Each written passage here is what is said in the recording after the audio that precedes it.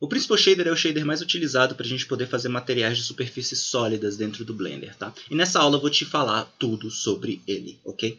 O Principal Shader ele é como se fosse uma fusão de vários materiais, tá? De vários shaders dentro do Blender, no caso. Então se eu der aqui Shift A e Shader, o Principal Shader é como se fosse a fusão de vários desses materiais que são utilizados para poder fazer superfícies sólidas, tá? Quais superfícies que eu não consigo fazer com o Principal Shader? Uma nuvem, por exemplo. Você não vai conseguir fazer volumétricos com ele. Você não vai conseguir fazer fogo com o Principal Shader. Como eu falei, é para superfícies. Então tá, como funciona o Principal Shader? Em primeiro lugar, nós temos aqui os algoritmos. Não vamos falar muito sobre eles, mas se você quiser saber mais sobre os algoritmos de renderização, os links do Blender Manual estão na descrição. São coisas muito técnicas, então não vou citar nesse vídeo, porque senão vai deixar o vídeo muito longo. Em segundo lugar, nós temos a Base Color. Ela é autoexplicativa. Ela muda a cor do teu objeto, tá? Se nós colocarmos aqui no Eevee, né, para ver aqui em tempo real, a gente vai ver, né, a cor do nosso objeto aqui, né, sendo manipulada em tempo real. Lembrando que você pode conectar uma textura à sua cor, né, dessa forma aqui, que você vai ter aqui a sua textura inserida. Isso aqui é bem besta de fazer, né, bem fácil. A gente simplesmente clica aqui numa textura qualquer, arrasta para dentro da tela, clica, segura e arrasta, e nós temos aqui a nossa Base Color, né? Então a Base Color é onde a gente muda a cor do nosso objeto e onde a gente instala a textura, tá? Mais aqui abaixo nós temos a Subsurface Scattering, ou seja, opções relativas a Subsurface Scattering, que são essas três opções aqui. Vamos voltar aqui a nossa cor para branco, tá? Eu posso voltar aqui tipo colocando 1 em tudo para ser mais preciso, mas no caso aqui nós temos a Subsurface Scattering. Augusto, o que é Subsurface Scattering? Cara, olha para sua mão e você vai descobrir. Subsurface Scattering é basicamente isso aqui. É o que acontece com a luz quando ela atravessa a sua mão, ou quando ela atravessa essa goma de mascar, ou quando ela atravessa esse queijo, ou quando ela atravessa essa folha. Crédito dessa imagem a galera do CG Geek, tá? Que também faz um trabalho ótimo ensinando Blender, porém o material é em inglês, e aqui no Brasil muita gente não sabe falar inglês, né? Dessa forma, esses materiais aqui, né, de Subsurface Scattering, eles são exatamente esses materiais que a luz atravessa eles, tá bom? Aqui no Cycles é mais fácil de ver, né? Se a gente ligar o Subsurface Scattering, como você pode ver aqui, a luz já começa a atravessar o material e dá essa sensação de pele. Ele dá essa sensação porque aqui por padrão ele tem esse Subsurface Radius aqui setado para a cor de pele, tá? É estranho isso aqui, tá? Mas isso aqui é nada mais que uma escala RGB igual essa escala aqui. Eu não sei exatamente por que aqui eles não usam a mesma barra RGB aqui, né? Mas, bom, decisões de negócio são decisões de negócio, né? Vai entender, né? Você pode mudar a cor do subsurface, né? De forma a deixar ele mais próximo. Por exemplo, se você quiser fazer aquele queijo ou uma vela, você pode deixar a cor do seu subsurface aqui. Como você pode ver, ó, aí já fica com essa sensação de que a luz está atravessando ele, beleza? Mas você, obviamente, não precisa deixar o subsurface no máximo. Você pode deixar aquele valor como 0.2, por exemplo, para que o seu material não seja full, né? Full subsurface, para que ele tenha ali o blend entre a cor original dele e a cor do subsurface que você preferir, tá? Lembrando que você manipula essa cor tanto aqui, né? Por exemplo, você pode colocar ela aqui em branco, você pode colocar ela aqui em preto, né? Ele vai ficar sem subsurface, mas você pode ir controlando a cor dele aqui aos pouquinhos, ok? Então vamos zerar o subsurface, vamos deixar aqui ele na nossa cor branca e vamos para o próximo.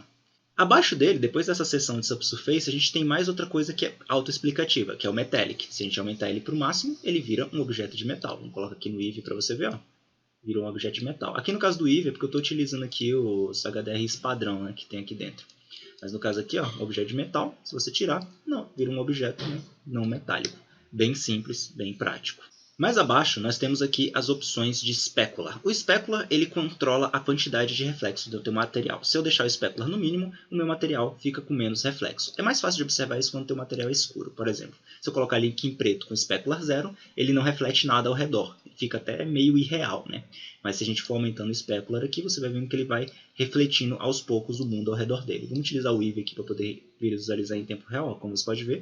Refletindo tudo, a todo vapor, refletindo nada porque está em zero. Então a gente pode controlar a quantidade de reflexão a partir do Specular. Lembrando que o Specular ele é um workflow antigo e que você pode acabar deixando seu material irreal se você mexer demais nele.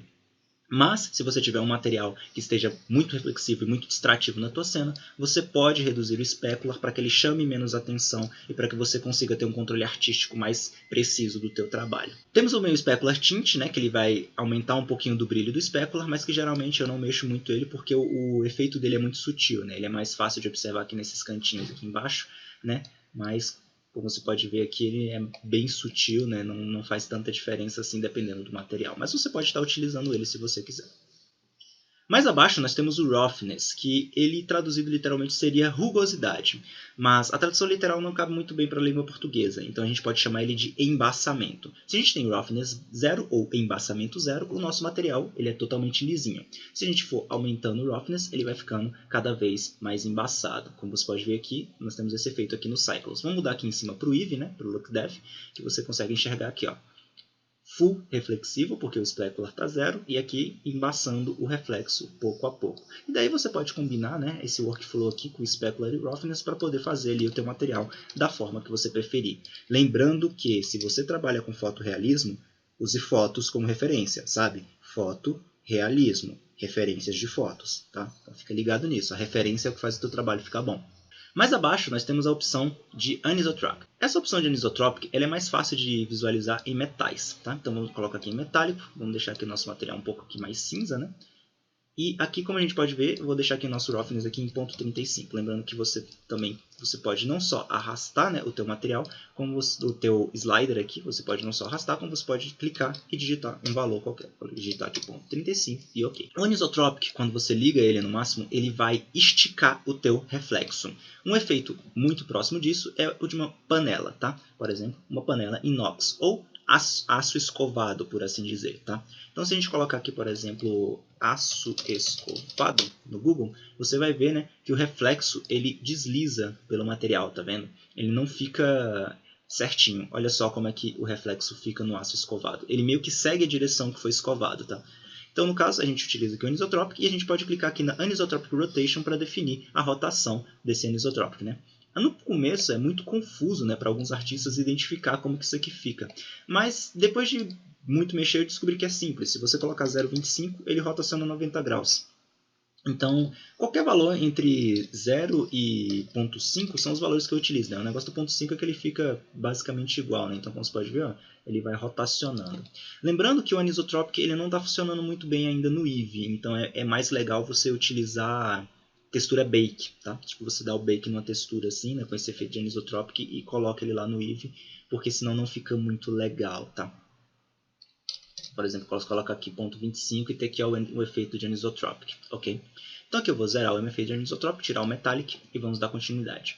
Mais abaixo nós temos o Sheen, que ele adiciona brilho. Geralmente o Sheen é mais interessante de ser utilizado em tecidos, porque dá uma vidinha a mais, né? E é um efeito bem sutil. Então ele está aqui, ele não tinha um shader especial para ele, mas ele está aqui, ele é bem útil, né, para quando a gente vai fazer um tecido, né? Que se você até olhar aqui nas bordas de cima, ele fica um pouquinho mais brilhoso, mas é assim bem sutil mesmo, tá? Então você pode até aumentar o tint dele aqui, né, para ele ficar um pouquinho mais forte. Mas como eu disse, é bem sutil e geralmente mais útil para tecidos, né? Algodão, seda, essas coisas assim. Ele fica um pouquinho mais tátil, fica mais gostosinho de olhar, tá? Aqui abaixo nós temos o Clear Coat. O Clear Coat a gente vai utilizar aqui uma cor vermelha para que você visualize. Eu vou deixar o roughness disso aqui em 0,3, tá? E como você pode ver, eu tenho aqui o roughness no meu material. Mas eu posso fazer com que esse material tenha como se fosse uma outra superfície, né, por cima dele, como se você tivesse, sei lá, laqueado ele, ou como se ele fosse tipo uma pintura de carro, né, que tem duas superfícies, né, que é a tinta por baixo e o revestimento em cima. E ligando o Clear Coat, eu vou ter meio que um reflexo duplo. Como você pode ver, ó, agora eu tenho um reflexo por cima do meu roughness. Então eu tenho aqui, por exemplo, se eu desligar aqui, ó, reparem. Vamos até voltar aqui para o Eevee aqui, que é mais fácil de ver. Se eu desligar aqui, ó, repare, eu tenho aqui o meu reflexo, né, que ele está bem rugoso.